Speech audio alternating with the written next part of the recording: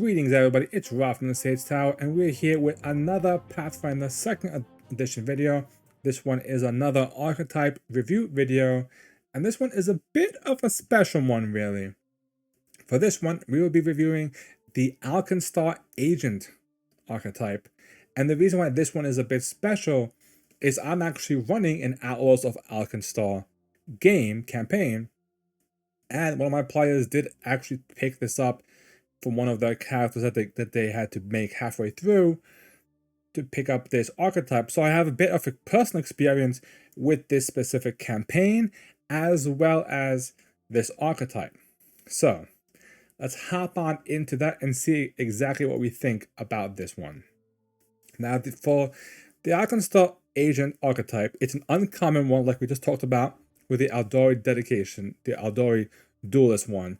So obviously, you have to be kind of in Alkenstar for it. You essentially work for the Grand Duchess. It's an archetype that you won't really get campaign-wise until the end of Book 1.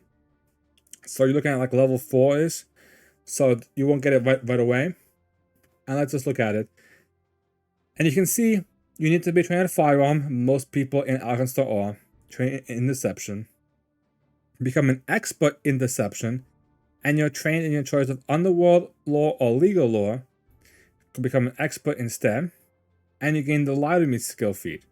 So this pretty much means you're very good at being deceiving, being tricky, because as an Alkenstar agent, you essentially are an undercover agent for the Grand Duchess working in the underworld. So it's a good feat for someone who wants to be kind of that deception, and there is a lot of like deception, trickery kind of stuff going on in the campaign itself.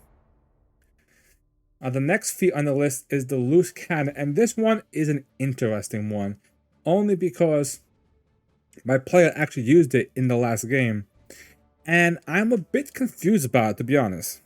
So one action, you make a ranged attack against a creature you haven't already attacked this turn, and you gain a circumstance bonus 2 damage equal to the number of weapon damage dice.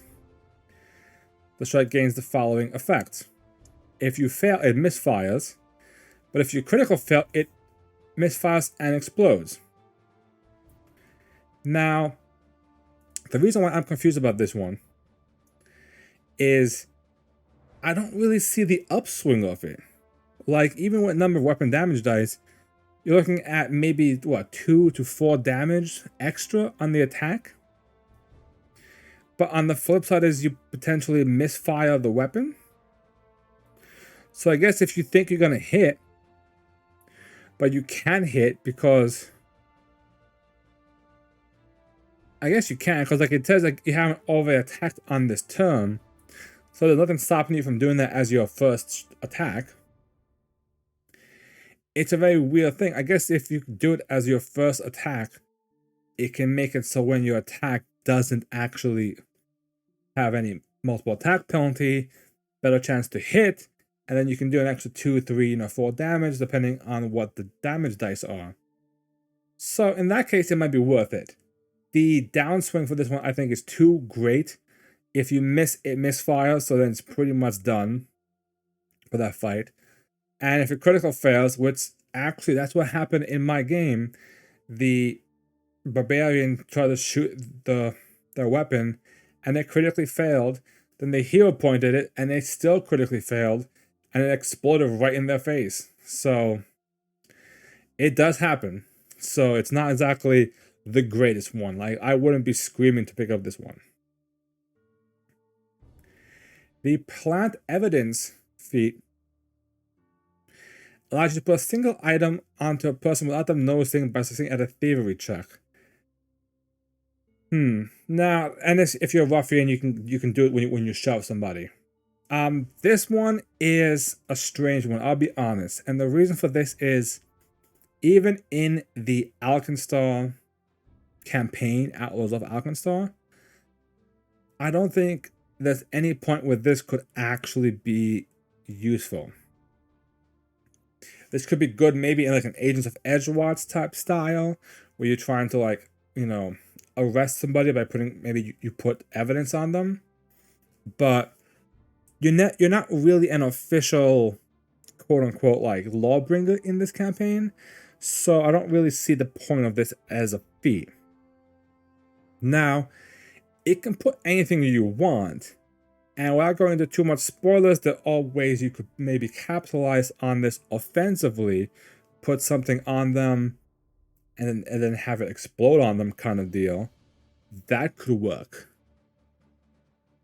But it would be very tricky to a very specific case, which I don't think makes it that good of a feat, to be perfectly honest. Quick draw. This one is a classic one. There's no much else to say about it. You draw and attack at the same time. This is really good if you either have multiple weapons, or if you have like a melee weapon and then you gotta, you know, let go with one hand, quick draw to pull the pistol out and shoot it in one shot. Action economy, really helpful. As you can see, a few classes get it already by default kind of as an option.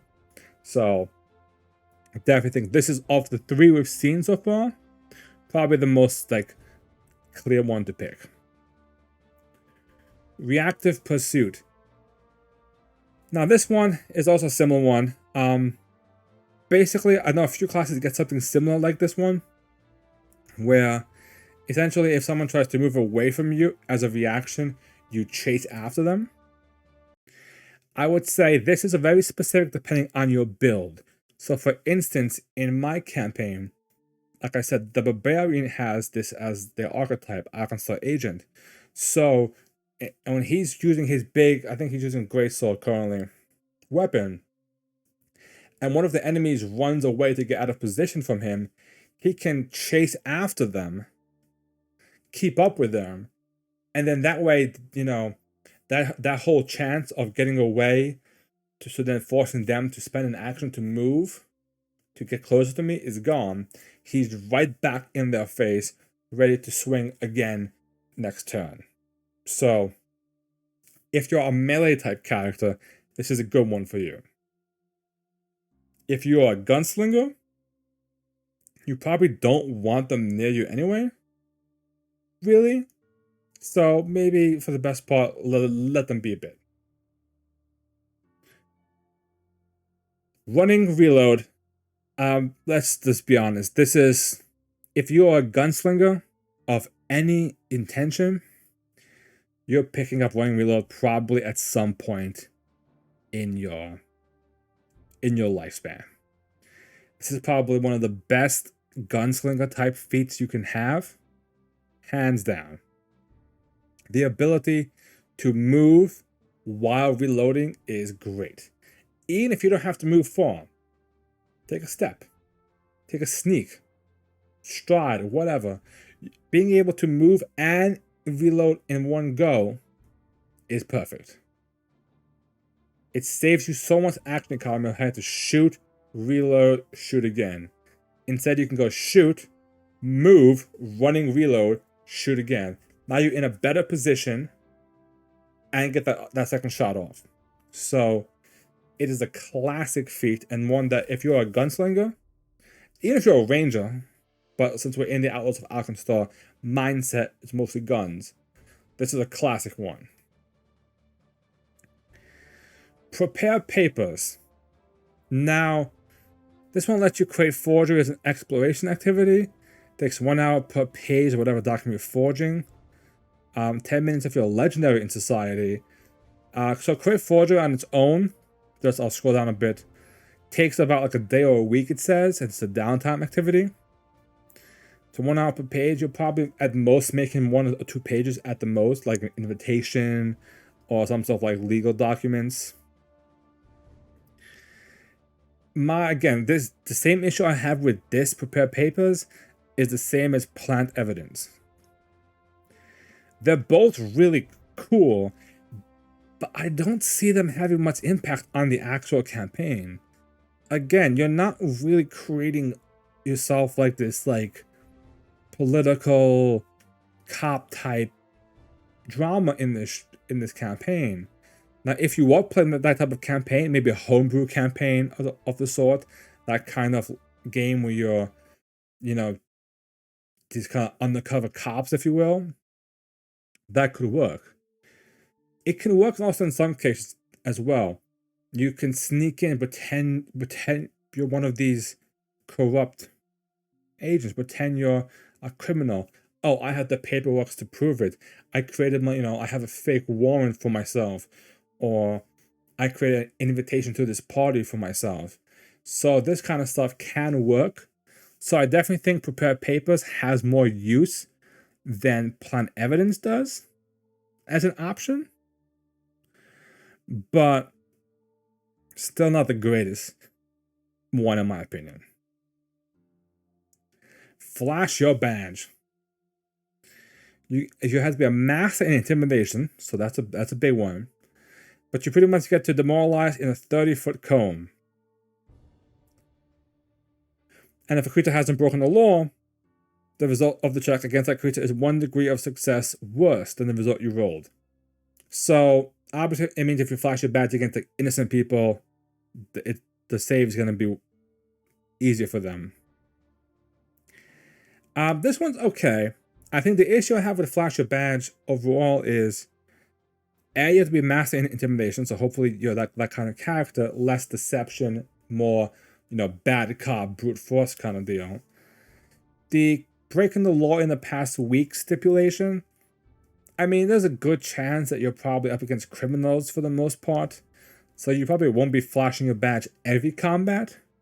But once you bust into that den of gamblers or smugglers, whatever criminals are going on, and you just go boom, flash your badge, massive wide, demoralize to everybody, that could be a very big opener move, really.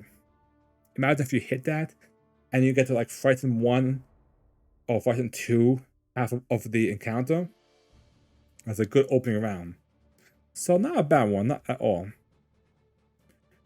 Snapshot. Now to make a point, these are both level 10, so they're kind of in the same ballpark. You learn to react with ranged weapons with a creature in close quarters. So pretty much, now you must have a reaction that normally allows you to do it. So what this means is, you must have, say you have attack of opportunity as a reaction. You then have to pick up Snapshot, which lets you use the pistol as part of it. So it pretty much means if you combine that with an attack of opportunity, you can then do an attack of opportunity with a ranged weapon in point blank range.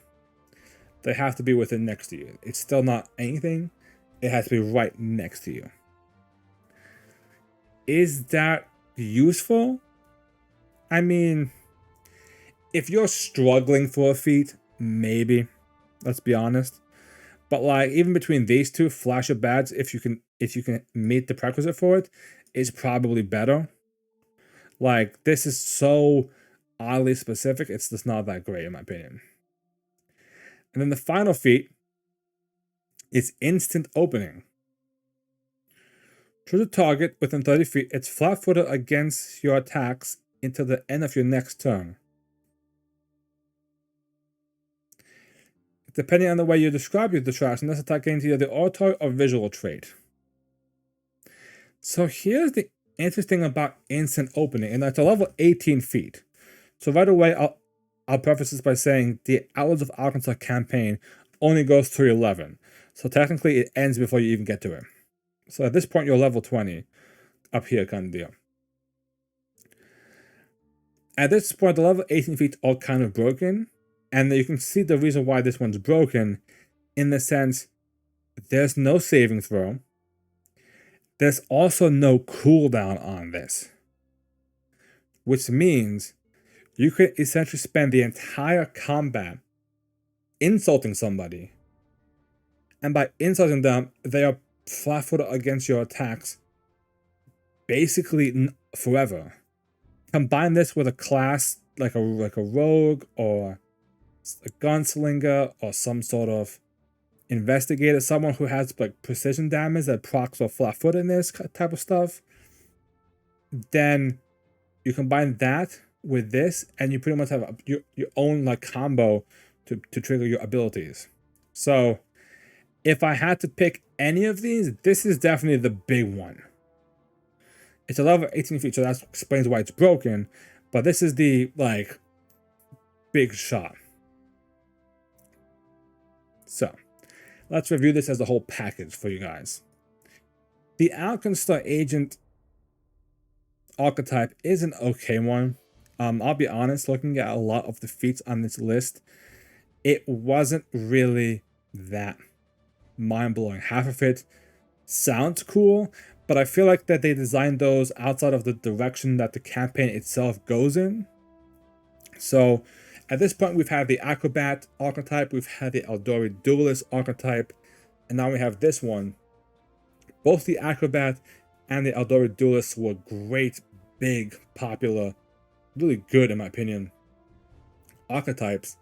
This one I think is the first, I'll be honest, kind of a dud archetype.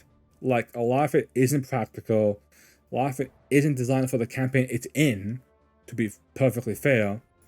And if you're playing a cop, kind of like an undercover cop type drama campaign, then this one's a good one. Maybe you can reskin it so it's not Alkenstar based, because really none of it is specifically Alkenstar based except for the gun stuff.